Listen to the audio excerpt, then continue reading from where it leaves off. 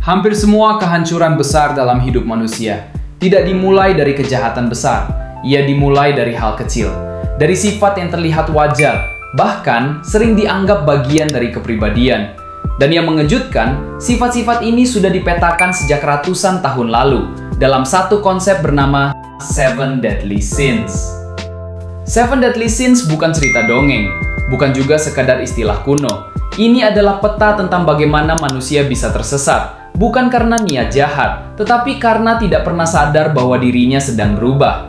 Yang berbahaya, Seven Deadly Sins tidak datang sebagai musuh. Mereka datang sebagai kebiasaan harian, sebagai pembenaran, sebagai hal yang semua orang juga melakukan. Dan dari sinilah banyak hubungan runtuh, banyak hidup kehilangan arah, dan banyak penyesalan lahir. Level 1. Pride, kesombongan. Pride bukan soal pamer kekayaan atau merasa paling hebat di depan umum. Pride yang paling berbahaya adalah yang terasa halus. Contohnya begini, ada orang yang setiap diskusi selalu merasa pendapatnya paling logis. Bukan karena dia ingin menang, tetapi karena dia benar-benar yakin orang lain pasti salah. Awalnya, ia hanya jarang mendengarkan. Lama-kelamaan, ia mulai menolak kritik. Dan di tahap tertentu, ia tidak lagi mau mengakui kesalahan. Banyak tokoh besar dalam sejarah jatuh, bukan karena kurang pintar, tetapi karena terlalu percaya pada dirinya sendiri. Pride membuat seseorang sendirian tanpa ia sadari. Level 2. Envy, iri hati. Envy tidak selalu muncul sebagai kebencian terang-terangan. Seringkali ia hadir sebagai perasaan tidak nyaman. Melihat teman sukses bukan ikut senang, melainkan muncul pertanyaan dalam hati, kenapa bukan gue? Awalnya hanya perbandingan, namun lama-kelamaan perbandingan berubah menjadi rasa panas. Yang paling berbahaya saat kegagalan orang lain membuat kita merasa sedikit lebih baik. Dari sinilah nyinyir kecil dimulai, komentar halus, sindiran yang dibungkus candaan. Envy tidak menghancurkan orang lain lebih dulu, ia menghancurkan kedamaian di dalam diri kita. Level 3. Wrath, amarah. Wrath adalah dosa yang bekerja paling cepat. Ia tidak butuh waktu lama, tidak butuh rencana. Satu kalimat, satu nada suara, satu emosi sesaat bisa mengubah segalanya. Banyak kejadian nyata dimulai dengan kalimat sederhana, "Gue cuma lagi emosi." Namun setelah emosi itu lewat, yang tersisa hanyalah kata-kata yang tidak bisa ditarik kembali.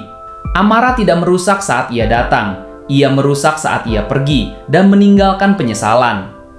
Level 4. Sloth, kemalasan. Sloth sering disalahartikan sebagai malas fisik. Padahal, yang lebih berbahaya adalah malas mental. Ini tentang menunda, tentang menghindar, tentang tidak peduli. Besok saja, nanti saja, masih ada waktu. Kalimat-kalimat ini terdengar sepele, namun jika diulang setiap hari, ia perlahan membunuh potensi. Banyak orang tidak gagal, mereka hanya berhenti berusaha, tanpa pernah sadar kapan mereka menyerah. Level 5. Greed, kerakusan. Greed bukan hanya tentang uang, ia tentang rasa tidak pernah cukup. Saat satu target tercapai, muncul target baru. Saat satu keinginan terpenuhi, lahir keinginan lain. Greed mendorong orang untuk berkata sedikit lagi, sedikit bohong, sedikit curang, sedikit mengorbankan orang lain. Yang ironis, semakin banyak yang dimiliki, semakin kosong perasaan di dalamnya.